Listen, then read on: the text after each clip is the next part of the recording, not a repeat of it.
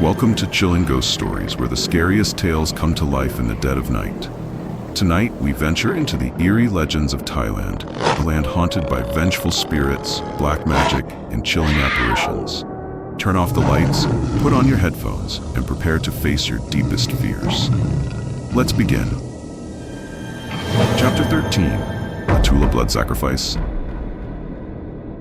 After escaping from the manor, Corazon immediately fled into the nearby forest, following a carefully hidden trail leading to the mountain. Standing before a large rock, he cut himself and let blood drip into a small hole in the center, then mumbled incantations. As if by magic, the large rock rolled to one side, revealing a cave. Corazon looked around to ensure no one was following him before confidently entering. The cave wasn't very deep but quite spacious. Inside was a wide, flat area with an old cloth covering something in the center. Around it were many natural stone pillars extending from floor to ceiling, with occasional unlit torches mounted on them. Familiar with the space, Corazon went about lighting these torches. The previously pitch-black cave became clearly visible. Corazon returned to lift the dust-covered cloth and tossed it to the ground, revealing a stone mortar. Its body was carved with intricate magical symbols, notably divided into 12 equal sections. Each section was separated by a straight line extending from rim to base. Corazon caressed the rough carvings as if remembering an old friend, then took out a flute made from animal bone. He played a haunting melody. The sound stirred all four corners as if trying to summon something. Within moments, hissing sounds filled the cave. Black shapes raised their heads, casting shadows on the cave walls. They slowly crawled toward the flute player. They were snakes, hundreds or even thousands of them, writhing as they approached. Corazon smiled slightly and said, "Now is the time for you to sacrifice yourselves to me." With those words, he placed his hand on the center of the stone mortar, twisted hard while chanting an activation spell. The mortar clicked and rattled, then began turning slowly. Once it was moving steadily, Corazon resumed playing the flute. The snakes, as if under a spell, one by one jumped into the stone mortar. They were ground to pieces, blood flowing everywhere. But they showed no sign of stopping. As one finished, another took its place. The mortar became increasingly slick, turning faster and faster, continuously making grinding sounds. Blood began flowing out, running along the carved marks, activating the magical inscriptions one by one. It didn't stop there but spread outward from the mortar at the center. The magical symbols on the ground, now cleared of dust, were also reached by the snake blood, causing the entire cave to be bathed in red. Seeing the spell was complete, Corazon laughed maniacally and immediately shouted, "Give me 12 virgin girls. Find them for me quickly." His eyes were bloodshot as he stared intently at the bloody vortex. It seemed to grind away the last of his humanity. All that remained was hatred. As for Ploy, her destination wasn't far from the manor. After just over a day's journey, they reached the foot of the mountain. According to locals, one had to climb the moss-covered stone steps to reach the sorcerer at the peak. Ploy ordered her soldiers to wait below while she went up alone. It was beginning to get dark. Ploy could have left her body to fly up quickly, but she had other plans. After quite some time, Ploy reached her destination. Being not human, she felt no fatigue. On the contrary, after sensing the pure energy source, she became extremely excited. This proved that the cultivator had never used black magic. One could say they were close to achieving immortality like in legends. The cave wasn't large or deep, it was like a small natural house. Inside was just a small flickering lamp, barely keeping the darkness at bay. At the far end, on a flat rock, sat a person with white hair and beard almost completely covering their face. They sat cross-legged like a statue, clothes tattered like a beggar. Yet they emanated a strangely noble aura. Ploy slowly observed this person, feeling instinctive respect. Suddenly they spoke, "So you have come, Azura." "Azura? You call me Azura? That is what you are." Ploy stood to the side frowning, not understanding. Seeing this, he slowly continued, from a severed Azura head, transformed into a Malai that eats human entrails to survive. Don't you know your own origins? I was born from my mother, not from anyone's severed head. Your mother was merely someone cursed. In the end, you returned to your ancestor. Ploy snorted, clasping her hands behind her back and said, I don't care. What I care about now is my children. I want you to help them take human form. An Azura's power from hell is naturally countered by sunlight. If they now gained human bodies, wouldn't that make them immortal? Ploy laughed loudly, are you afraid? The old man shook his head and replied, my time is up. Whether you succeed or not will not affect me. What do you mean? Ploy startled, rushing to the old man's side but was thrown back by a strong force. From the top of his head, a gentle light floated up. Ploy separated from her body, extending blood vessels wanting to absorb it but was burned and had to withdraw. What was this? A voice echoed through the cave, no longer coming from the old man, don't waste your strength. I don't want to kill you, nor do I need to. Someone else will do that. The sound gradually faded along with the light's intensity. At this moment, the flame from the lamp suddenly stretched out, burning the old man's body. Ploy startled, understanding everything. So he had achieved immortality and wanted to destroy his body so she couldn't use it. But Ploy wouldn't let it go so easily. She blew forcefully, the mist from her mouth wrapping around the entire corpse, preventing the flames from penetrating inside. What? You know immortal techniques too. The words hadn't finished before disappearing in a sigh.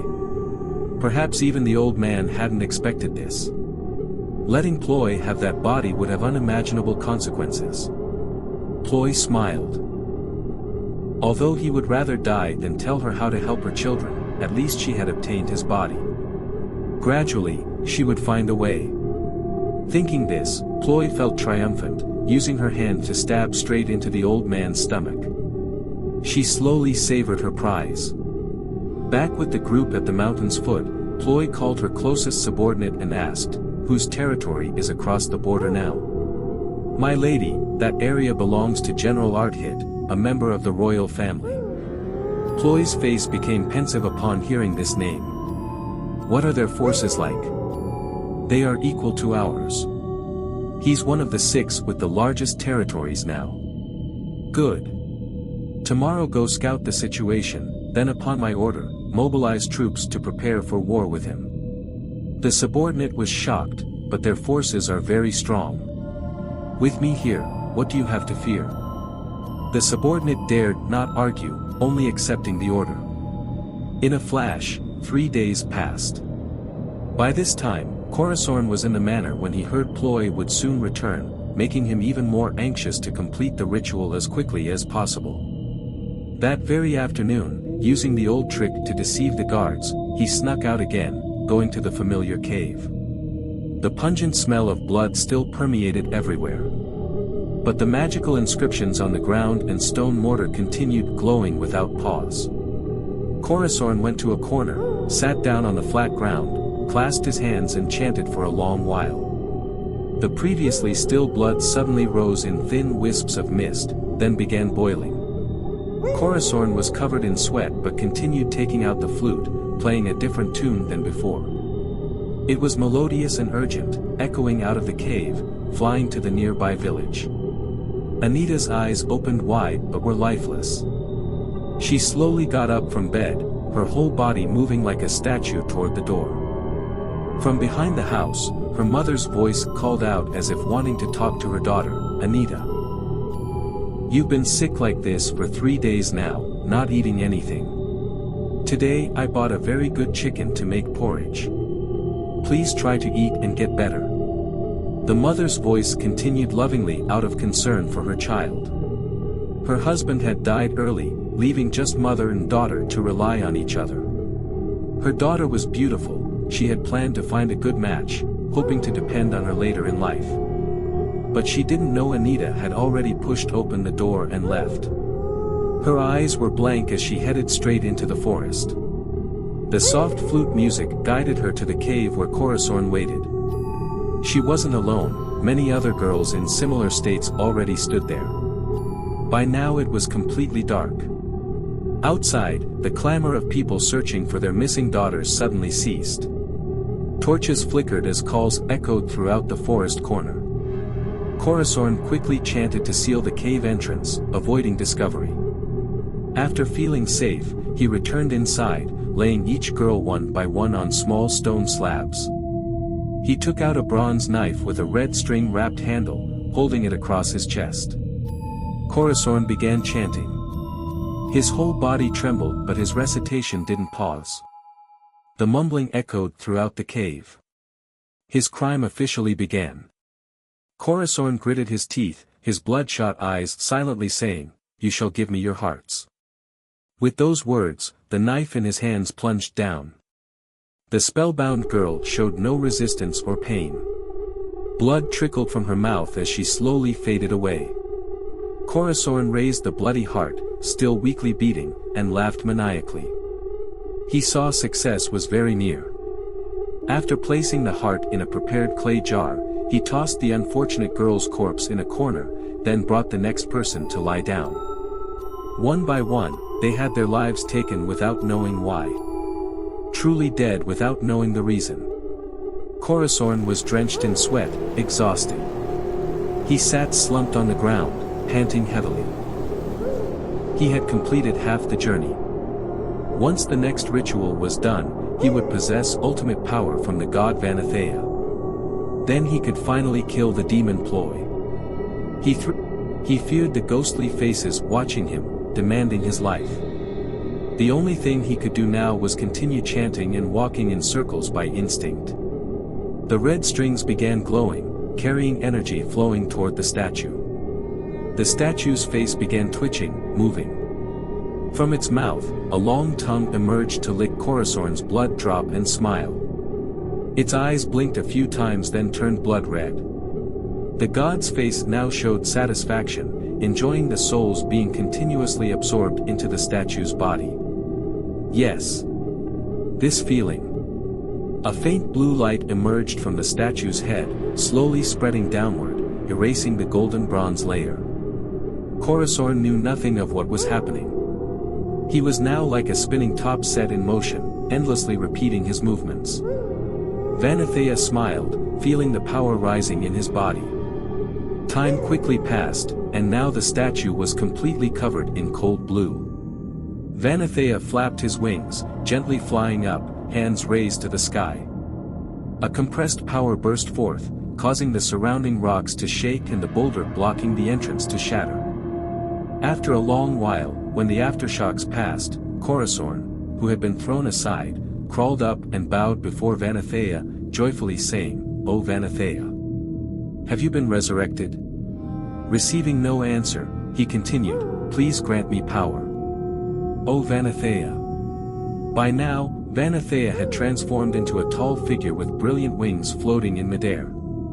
Hearing Corazon's voice, the god looked down smiling, "I will give you power." The god merely waved his hand, and a feather from his wing gently descended onto Corazon's head then emitted black energy wrapping tightly around him. His whole body was engulfed in that energy, continuously letting out terrible screams. What is this? O Vanathea! Those who betray me, this is their only outcome. With those words, the god waved his hand and a deep black hole appeared in the cave, sucking in Vanathea's form. "I await you in hell." Ha ha ha. Vanathea disappeared, leaving Corazon writhing on the ground. Just then, from outside came approaching commotion. Torchlight flickered brightly throughout the cave. "No. Anita. My daughter. Ho. Anita." A woman's voice rang out as she rushed to Anita's body, shaking and crying. Then others followed, each embracing their daughters and relatives while crying out their names. The cave was filled with mournful and angry atmosphere. Corazon gradually stood up. The black smoke had dissipated and he no longer screamed. Instead, he felt power flowing through his body. He laughed maniacally amid the wailing. It's him. This monster harmed innocent people. A lieutenant shouted and charged forward, his sword swinging down. Corazon didn't bother dodging, casually catching the blade to everyone's shock, especially the lieutenant's. Corazon's other hand lifted the enemy up, spinning him around several times while laughing with pleasure. This is the feeling. Ha! As his laugh ended, he threw the lieutenant hard to the ground, making him cough up blood. Corazon's brutal hand plunged into the lieutenant's chest, pulling out the hot, beating heart. The blood smell excited him as he raised the heart to his mouth and devoured it ravenously. This scene terrified everyone present. They all fled outside in panic. Want to run? I will take revenge on all, ha ha ha. Corazon chased after them, reaching for the last person. Just then, a shout rang out, "Monster, stop!" Along with it came a leather whip wrapping tightly around his arms. A figure jumped onto the wall, holding the whip tight so others could escape. Corazon went berserk, swinging his arms to break the whip. But before he could advance, 5 or 6 other whips stretched out, binding his whole body. You want to die?" Corazon roared angrily, looking at those soldiers while breathing heavily. "Everyone step back, let me handle this monster." The people who had escaped outside were watching the brave soldiers battle when they were startled by a voice behind them. It was the lady. Everyone hurriedly stepped back, bowing in greeting. "Please kill him, my lady, he harmed my only daughter." Hoo-hoo. It was Anita's mother. Ploy bent down to help the woman up and said, "That is my responsibility." With those words, Ploy charged forward, her gold-plated sword flashing as she struck at the monster. Seeing his enemy, Corazon also concentrated his strength, breaking the leather whips and swinging to counterattack. The two clashed, striking and slashing continuously, neither yielding. The soldiers hurriedly led the villagers far away to avoid injury. After fighting for a while and seeing that everyone had gone far, Ploy smiled and said, "Seeking power from the evil god Vanathea. Ha! Look at yourself now, how are you any different from a monster?" Corazon roared in anger, "I only want to kill you. You are the real demon." Ploy chuckled. "Ha! Look! In everyone's eyes now, who is the real monster? This is exactly what I wanted." Corazon froze, as if realizing something. He raised his hand to his head and was shocked. At some point, long, twisted horns had grown from his skull. His voice had become hoarse, and his entire body was now covered in thick fur. Perhaps this was the result of the power Vanathea had given him. Ploy leaped to the side, smiling. "Do you understand now? It was I who told that evil god to transform you into this." "Impossible. He wouldn't listen to you. What if there was a deal?" "Ha! Surely you know how much he despises traitors." No. Corazon couldn't believe what Ploy had just said. It couldn't be true. He roared and charged at Ploy, his massive hands aiming to crush her. But Ploy didn't bother dodging. Instead, she calmly took out a feather and blew on it. The breeze was faint, almost imperceptible, yet to Corazon, it felt like an overwhelming force. The fur covering his body was stripped away, and the power within him drained rapidly. What is this? No! Corazon screamed. Ploy stood before him, smiling. "Go join your Vanathea." With those words, she swung her sword, severing his head. The villagers, who had been watching from afar, erupted in cheers. Though they hadn't heard the exchange between the two, they had seen Ploy vanquish the monster that had terrorized them. But then, as Corazon's body collapsed, his monstrous form faded, and he returned to his original human state. The sight startled everyone, including Ploy, who gasped in surprise. "I never expected this monster to be General Corazon. I left to patrol the border for a while, and you became like this." How tragic. Saying this, Ploy covered her face and wept. However, the villagers did not react the same way. Someone spoke up, he killed 12 innocent people. He doesn't deserve to lead this place. That's right. That's right, others echoed. All this time, only you, my lady, have governed in his place, ensuring our safety and protecting us from invading armies. Now, please, officially take leadership of this land. Please be our leader. Hearing this, Ploy feigned surprise. She helped the kneeling villagers up and said, I am but a woman. How can I lead a region? At that moment, one of her lieutenants stepped forward and said, though you are a woman, my lady, your military achievements rival those of any general. Please accept our request. With that, the crowd bowed in unison. Ploy hesitated for a moment before responding. Very well. I will report this to the king for his judgment. This statement was actually just to protect her from accusations of power grabbing. Everyone knew the king was now just a child, while she commanded one of the strongest armies. If they didn't accept her, she might rebel and the country would be in even more danger. Ploy smiled. Everything had gone smoothly according to plan. She would avoid being accused of killing her husband to seize power, preventing unnecessary conflicts in the future.